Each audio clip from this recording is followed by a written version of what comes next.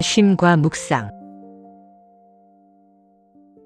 사랑하는 형제자매 여러분, 한 주간 잘 지내셨습니까? 오늘은 반석 위에 세운 믿음이라는 주제로 우리의 믿음을 점검하는 묵상의 시간을 갖고자 합니다. 오늘 말씀은 마태복음 7장 24절에서 27절 말씀으로 다 함께 큰 소리로 읽어보겠습니다.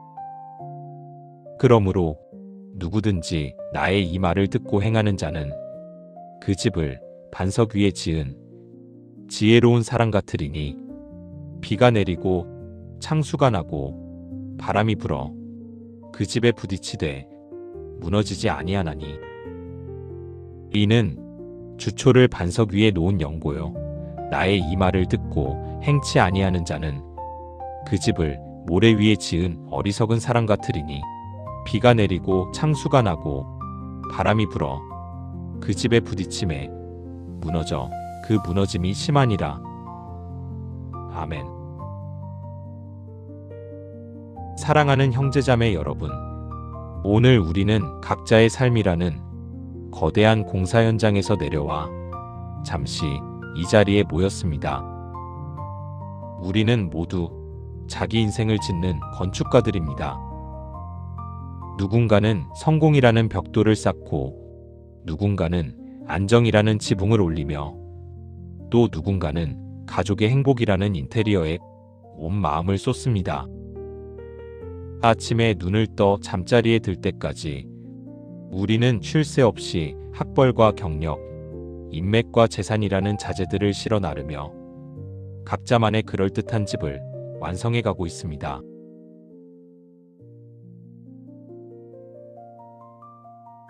그런데 여러분, 인생의 비극은 여기서 시작됩니다. 날씨가 좋을 때는 모든 집이 완벽해 보인다는 사실입니다. 햇살이 내리쬐고 잔잔한 바람이 부는 평온한 날에는 그 집이 안반 위에 서 있는지 푹 꺼지는 진흙 위에 서 있는지 아무도 알 수 없습니다. 오히려 사람들의 박수와 칭찬은 겉모습이 화려한 집으로 향합니다. 참 성공하셨네요. 아이들을 저렇게 잘 키우셨다니 부럽습니다. 교회 봉사까지 완벽하시군요. 외관은 훌륭하고 인테리어는 눈부십니다. 우리 스스로도 만족하며 속삭입니다. 이 정도면 괜찮지 않은가? 내 인생은 제법 견고하지 않은가? 그러나 오늘 본문에서 예수님은 우리의 그 아니란 시선을 정면으로 거부하십니다. 주님은 우리의 인테리어에 관심이 없으십니다. 만왕의 왕이신 주님의 눈이 머무는 곳은 단 한 군데, 땅속 깊이 묻혀 보이지 않는 기초입니다. 우리가 오늘 묵상하는 마태복음 7장 24절에서 27절은 그 유명한 산상수훈의 대단원을 장식하는 결론입니다. 5장에서 심령이 가난한 자는 복이 있나니라는 축복의 선포로 시작된 이 긴 설교가 7장에 이르러서는 무시무시한 두 집의 비유로 끝을 맺습니다.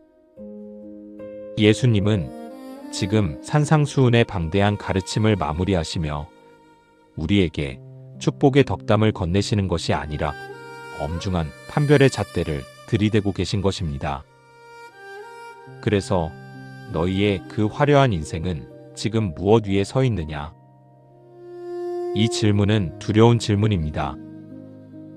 폭풍이 몰아치기 전까지 모래 위의 집은 반석 위의 집보다 훨씬 더 쉽고 빠르고 아름답게 지어질 수 있기 때문입니다. 그러나 주님은 오늘 경고하십니다. 무너질 때까지는 결코 알 수 없지만 무너지는 날에는 모든 것이 드러날 것이라고 말입니다. 오늘 이 말씀을 통해 우리 인생의 설계도를 다시 펼쳐들고 보이지 않는 그 밑바닥을 정직하게 대면하는 소중한 시간이 되시기를 소망합니다.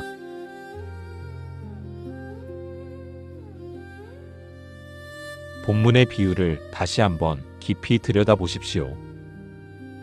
여기에는 두 사람이 등장합니다. 주님은 한 사람을 지혜로운 자라 부르시고 다른 한 사람을 어리석은 자라 칭하십니다.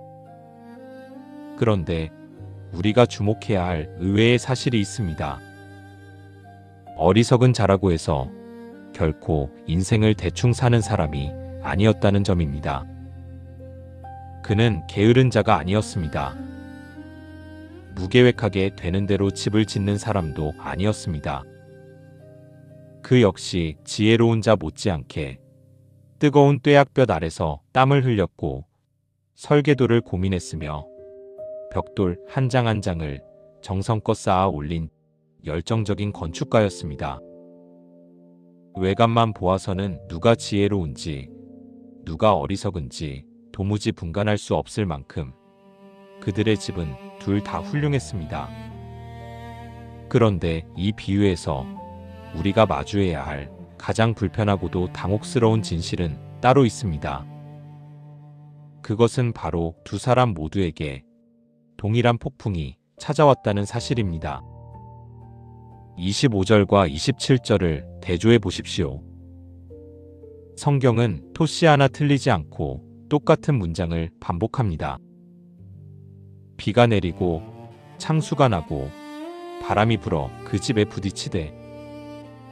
사랑하는 형제자매 여러분, 폭풍은 결코 사람을 가리지 않는다는 것을 의미합니다.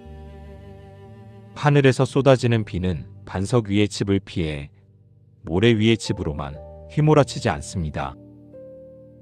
땅에서 솟구치는 창수는 어리석은 자의 집만 골라서 덮치지 않습니다. 폭풍은 무차별적이며 잔인할 정도로 공평합니다.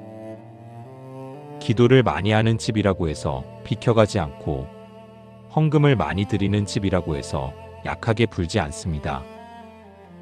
우리는 여기서 우리 신앙의 가장 뿌리 깊은 착각 하나를 처절하게 깨뜨려야 합니다.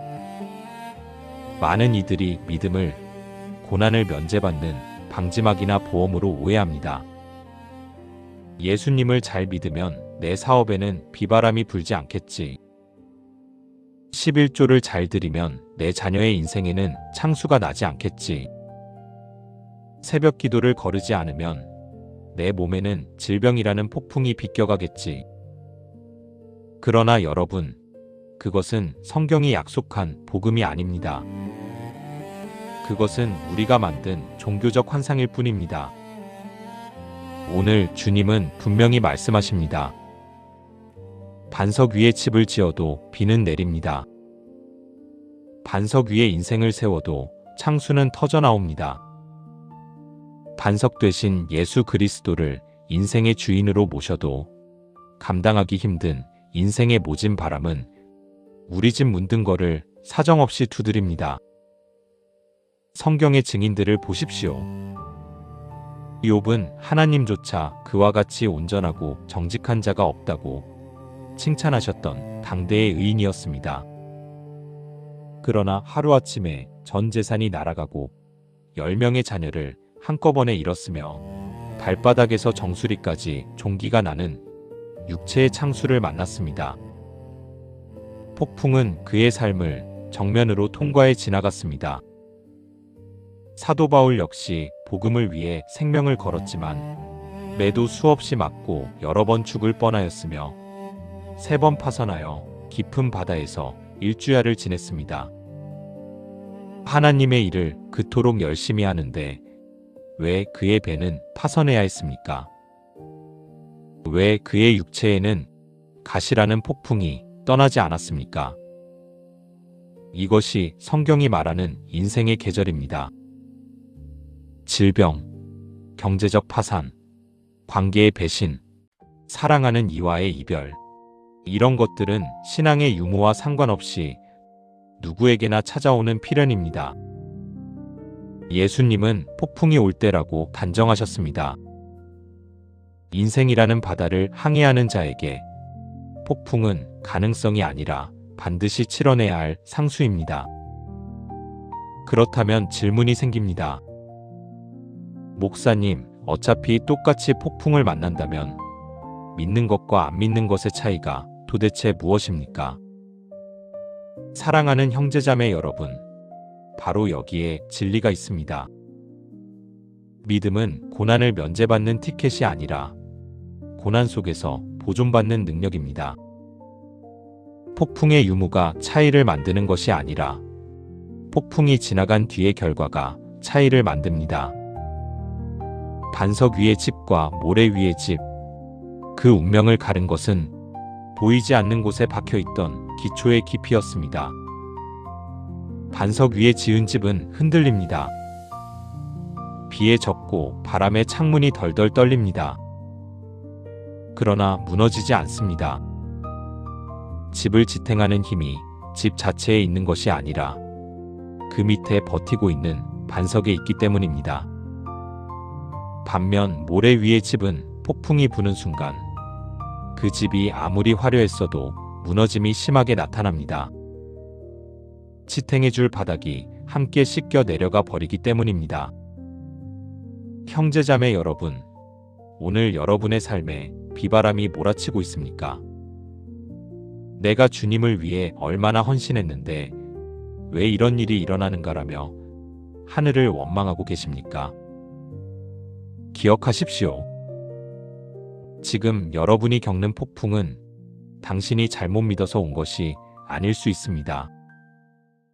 그것은 인생이라는 집을 짓는 모든 건축가에게 닥치는 공평한 시련입니다. 중요한 것은 왜 폭풍이 왔는가가 아니라 나는 지금 무엇을 붙들고 있는가입니다. 고난의 홍수 속에서 당신을 끝까지 붙들어줄 기초, 세상의 창수가 몰아쳐도 결코 씻겨 내려가지 않을 그 영원한 반석이 당신에게 있습니까?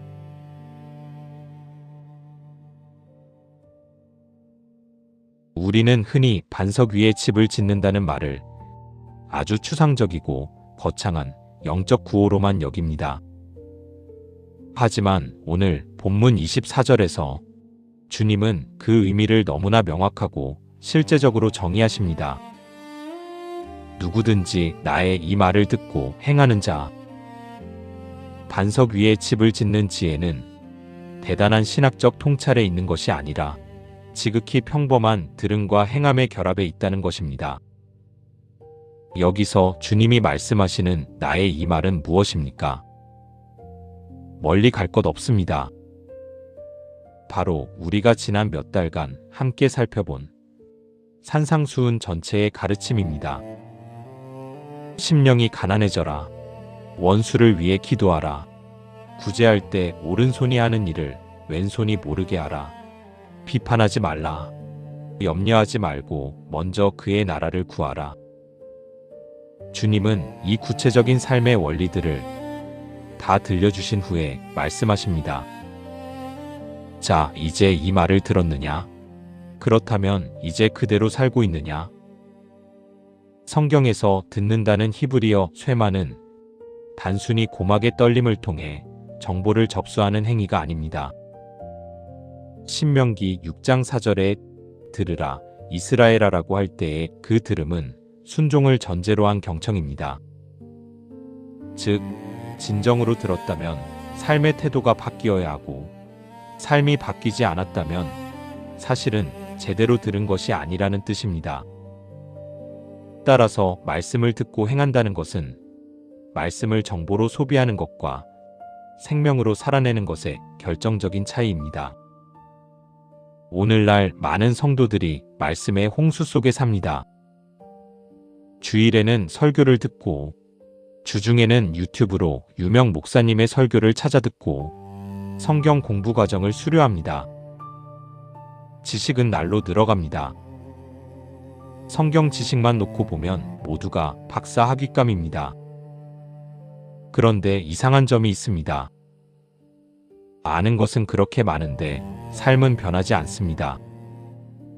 여전히 작은 일에 분노하고 여전히 돈 문제 앞에서 세상 사람과 똑같이 불안해하며 여전히 내 자존심이 꺾이는 꼴을 참지 못합니다. 야고보서 1장 22절은 이런 우리를 향해 무서운 경고를 던집니다. 너희는 말씀을 행하는 자가 되고 듣기만 하여 자신을 속이는 자가 되지 말라. 말씀을 듣고 행하지 않는 것은 단순히 게으른 것이 아니라 자신을 속이는 것입니다. 지식으로만 가득한 믿음은 자기 기만입니다. 나는 말씀을 많이 아니까 신앙이 좋다고 착각하게 만들지만 정작 폭풍이 오면 그 지식은 나를 지탱해 주지 못합니다. 그렇다면 구체적으로 반석 위에 집을 짓는다는 것은 무엇을 의미합니까? 그것은 내 인생의 최종 결정권을 말씀에 넘겨드리는 것입니다. 우리는 종종 하나님의 말씀을 내 삶의 최종 결정권자가 아니라 유능한 상담자의 조언 정도로 취급합니다. 서점에 꽂혀 있는 자기계발서의 한 구절처럼 대합니다. 그래서 내 상황에 맞고 내 기분에 유익하면 따르지만 내 자존심이 상하거나 당장 손해가 올 것 같으면 가차없이 무시합니다. 원수를 사랑하라. 목사님, 좋은 말씀이죠. 하지만 제 상황을 모르셔서 하시는 말씀입니다. 그 사람이 저한테 어떻게 했는데요? 저는 못합니다. 먼저 그의 나라를 구하라. 그건 믿음 좋은 사람들의 이상이죠. 지금 당장 카드값이 밀려 있는데 어떻게 그렇게 삽니까? 일단 내 앞가림부터 해야죠. 이것은 말씀을 참고사항으로 두는 것입니다. 내가 여전히 재판관석에 앉아 말씀을 판단하는 것입니다. 이것이 바로 모래 위에 집을 짓는 전형적인 모습입니다. 기초가 나 자신에게 있기 때문입니다. 그러나 반석 위에 집을 짓는 사람은 다릅니다. 그는 말씀에 최종 결정권을 넘깁니다.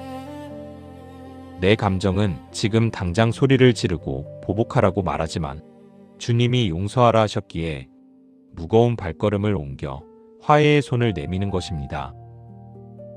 내 계산기는 이건 무조건 손해다. 이번엔 정직하게 하면 망한다라고 경고하지만 주님이 정직하라 하셨기에 손해를 감수하고 진실의 자리에 서는 것입니다. 내 이성은 지금은 염려하고 대책을 세워야 할 때다라고 외치지만 주님이 먼저 기도하라 하셨기에 무릎을 꿇고 주님의 도우심을 기다리는 것입니다. 형제자매 여러분, 반석 위에 집을 짓는 과정은 결코 화려하지 않습니다. 남들이 지상에 멋진 벽을 올리고 인테리어를 뽐낼 때 지혜로운 건축가는 보이지 않는 땅 밑을 파고 내려갑니다. 딱딱한 자존심의 안반을 깨뜨리고 내 고집의 돌덩이들을 골라내며 깊고 어두운 곳에서 말씀이라는 주춧돌을 놓습니다. 지루하고 힘들고 고독한 작업입니다. 굳이 이렇게까지 믿어야 하나? 라는 생각이 들 때도 있습니다. 하지만 기억하십시오. 바로 그 힘겨운 순종의 순간이 당신의 인생 밑바닥에 영원한 반석을 박는 순간입니다. 내가 이해되지 않아도 순종하는 그 한 걸음, 내 감정을 거스르며 말씀 앞에 굴복하는 그 짧은 기도가 폭풍의 날에 당신의 인생 전체를 지탱해줄 주춧돌이 될 것입니다. 세상은 당신이 얼마나 높은 집을 지었느냐를 묻겠지만 하나님은 오늘 당신이 얼마나 깊이 내려가 말씀 위에 기초를 놓았는지를 물으십니다. 여러분은 오늘 말씀에 최종 결정권을 넘겨드리고 있습니까? 아니면 여전히 내 경험이라는 모래 위에서 위태로운 성을 쌓고 계십니까?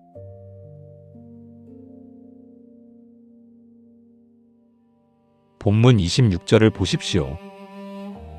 나의 이 말을 듣고 행치 아니하는 자는 그 집을 모래 위에 지은 어리석은 사람 같으리니. 여러분, 이 어리석은 건축가가 왜 굳이 모래를 택했겠습니까?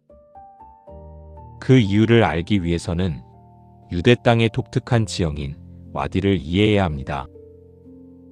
와디는 평소에 물이 흐르지 않는 마른 강바닥입니다. 그곳은 아주 고운 모래가 깔려 있어 평평하고 따뜻하며 집을 짓기에 더할 나위 없이 편안해 보입니다.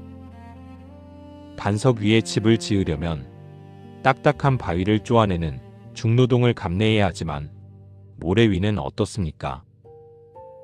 삽질 몇 번이면 기초가 끝납니다. 남들이 땀 흘리며 땅 밑을 팔 때 모래 위에 건축가는 벌써 기둥을 세우고 화려한 벽지를 바릅니다. 수고와 희생 없이 종교적 위로와 세상적 성공이라는 두 마리 토끼를 다 잡으려는 마음. 그것이 바로 모래 위 신앙의 유혹입니다. 그러나 여러분, 주님이 말씀하신 창수를 가볍게 여기지 마십시오. 평소의 와디는 세상에서 가장 평화로운 곳입니다. 어제까지 아이들이 부드러운 모래를 만지며 뛰놀고 목자들이 양떼를 쉬게 하던 따뜻하고 아늑한 놀이터입니다.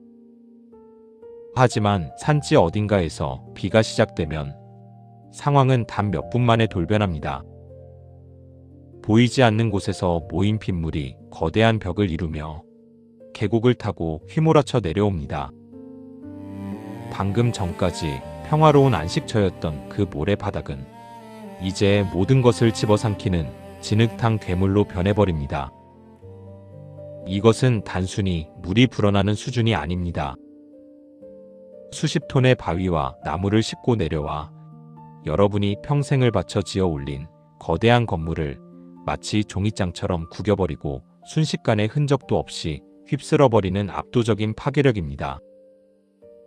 평소에는 따뜻하게 우리 발을 감싸주던 그 부드러운 모래가 창수를 만나는 순간 내 집의 기초를 뿌리째 파내어 급류에 던져버리는 공범이 되는 것입니다.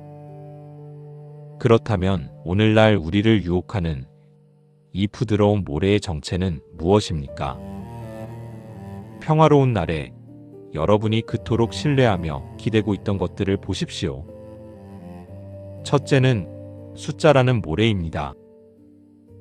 통장 잔고와 자산의 크기는 평소에 우리를 든든하게 지켜주는 것 같습니다. 그러나 인생의 창수가 터져나와 죽음의 그림자가 덮칠 때 돈이라는 모래는 위기의 순간에 가장 먼저 당신의 발밑에서 씻겨 내려갈 것입니다. 둘째는 자녀의 성취라는 모래입니다. 자녀가 잘 나갈 때는 내 인생의 집도 견고한 것 같습니다. 그러나 자녀의 인생에 예상치 못한 창수가 나고 흔들릴 때 왜 부모의 신앙까지 통째로 와야 됩니까? 기초를 하나님이 아닌 자녀의 성공에 두었기 때문입니다.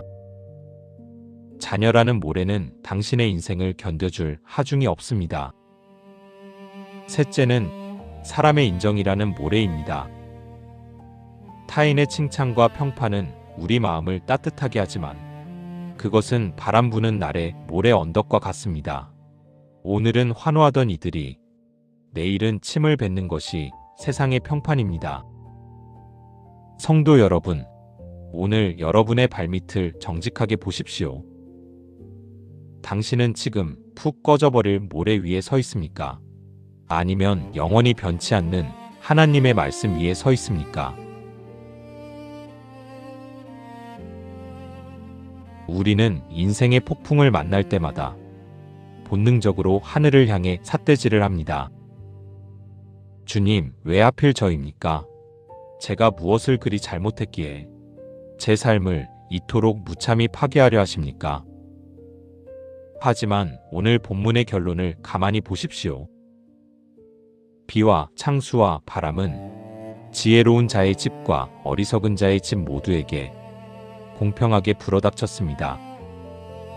여기서 우리는 폭풍에 대한 아주 중요한 영적 진실을 마주하게 됩니다. 폭풍은 우리를 망가뜨리러 오는 악당이 아니라 우리를 살리러 오는 자비로운 검사관이라는 사실입니다. 여러분, 폭풍의 진정한 목적은 파괴가 아니라 폭로에 있습니다. 즉 드러냄입니다. 폭풍은 없던 문제를 만들어내는 것이 아니라 이미 내 삶의 밑바닥에 감추어져 있던 치명적인 결함, 즉 가짜 기초를 투명하게 드러낼 뿐입니다. 평온한 날에는 모든 집이 견고해 보입니다. 모래 위에 지은 집도 햇살 아래서는 그럴듯한 안식처처럼 보입니다. 하지만 인생의 밤 창수가 터져나오는 극한의 위기가 오면 기초의 정체가 폭로됩니다. 그때 우리는 비로소 깨닫습니다. 내가 믿음이라고 믿었던 것이 사실은 나의 평안이 유지될 때만 작동하는 종교적 취미였구나. 내가 하나님을 의지한다고 말했지만 사실은 내가 쥐고 있는 자원들을 의지하고 있었구나. 예수님은 어리석은 자의 집이 무너질 때 그 무너짐이 심하니라고 말씀하셨습니다. 단순히 금이 간 것이 아니라 완전히 와해되었다는 뜻입니다. 그런데 여러분, 여기서 우리는 하나님의 무서운 심판이 아니라 눈물겨운 자비를 읽어내야 합니다. 상상해 보십시오. 만약 폭풍이 오지 않는다면 어떻게 되겠습니까? 모래 위에 집을 지은 사람은 평생 자신이 안전한 줄 착각하며 살 것입니다.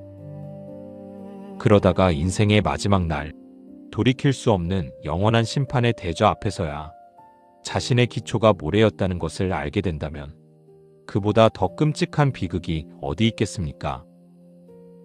하나님은 우리를 너무나 사랑하셔서 그 돌이킬 수 없는 마지막 날이 오기 전에 우리 인생에 미리 작은 폭풍들을 보내십니다. 지금 여러분의 삶에 작은 균열이 생기고 흔들리는 소리가 들립니까? 그것은 하나님의 저주가 아니라 집이 통째로 주저앉기 전에 어서 빨리 기초를 보강하라는 하나님의 자비로운 경고음입니다. 지금이라도 늦지 않았으니 어서 나라는 반석 위로 옮겨오라는 주님의 긴급 구조 신호인 것입니다. 예레미야 18장의 말씀처럼 주님은 뽑으려 하다가도 우리가 돌이키면 그 재앙에 대하여 뜻을 돌이키시는 분입니다. 그러므로 지금 겪고 있는 흔들림을 두려워만 하지 마십시오. 오히려 그 흔들림 속에서 나의 가짜 기초를 보게 하시는 하나님의 은혜에 주목하시기 바랍니다. 폭풍이 불어오는 지금이 바로 기초를 바꿀 수 있는 인생 최고의 기회입니다. 폭풍 속에서도 여러분을 끝까지 보존하실 참된 기초, 그 반석이신 주님의 은혜가 지금 흔들리고 있는 여러분을 기다리고 있습니다.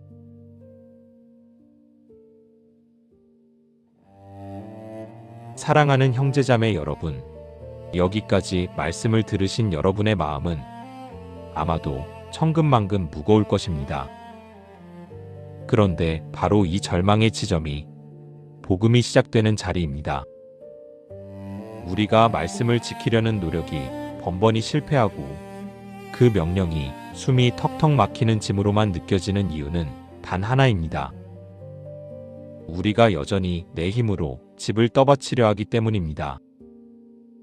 우리는 반석을 내가 평생 짊어지고 가야 할 무거운 바위 덩어리로 오해합니다. 하지만 성경은 놀라운 선포를 합니다. 사도 바울은 고린도전서 10장 4절에서 그 반석은 곧 그리스도시라고 명시합니다. 반석은 우리가 지켜내야 할 도덕적 강령이 아닙니다. 반석은 우리의 무력함 아래에서 우리 존재 전체를 떠받쳐 주시는 예수 그리스도, 그분 자체입니다. 따라서 반석 위에 집을 짓는다는 것은 내가 완벽한 성자가 되는 노력이 아닙니다.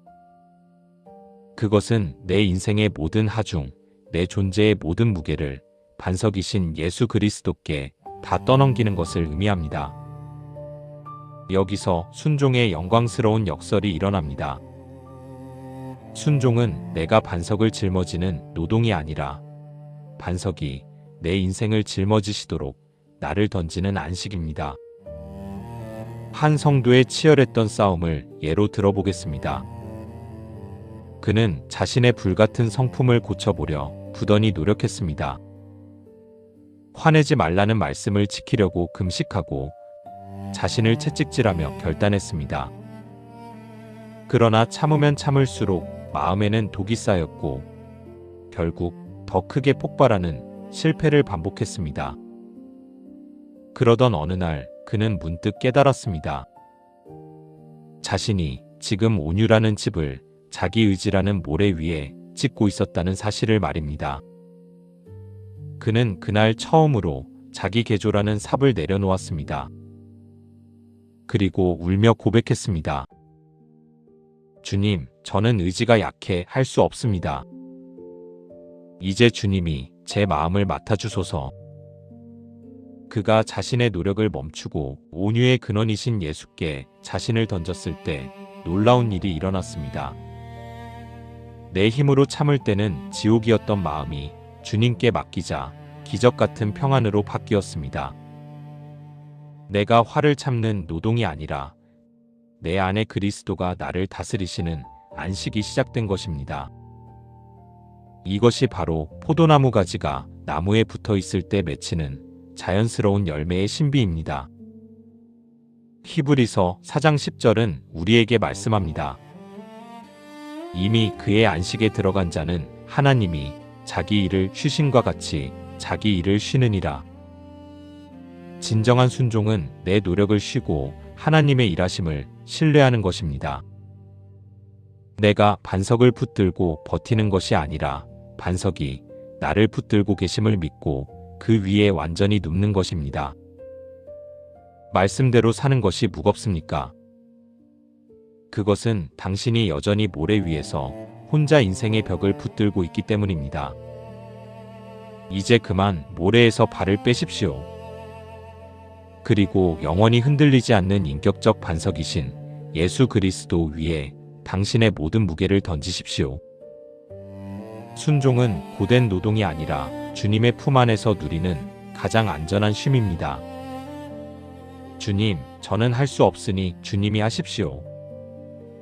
이 고백이 터져나오는 순간 여러분은 비로소 어떤 폭풍에도 무너지지 않는 반석 위의 안식을 시작하게 될 것입니다.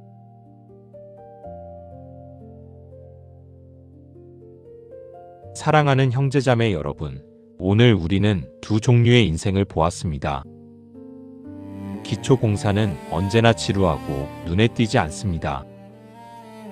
남들이 화려한 인테리어를 뽐내며 성공을 축하할 때 반석 위에 집을 짓는 사람은 아무도 보지 않는 땅 밑에서 자존심의 안반을 쪼개고 자기 부인의 땅을 파 내려갑니다.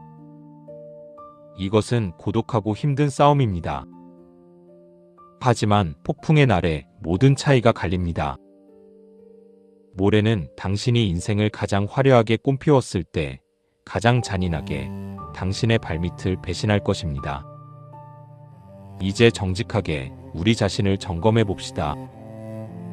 지금 여러분 인생의 평안과 기쁨을 좌우하는 기초는 무엇입니까? 통장의 잔고입니까? 자녀의 성공입니까? 아니면 사람들의 인정입니까?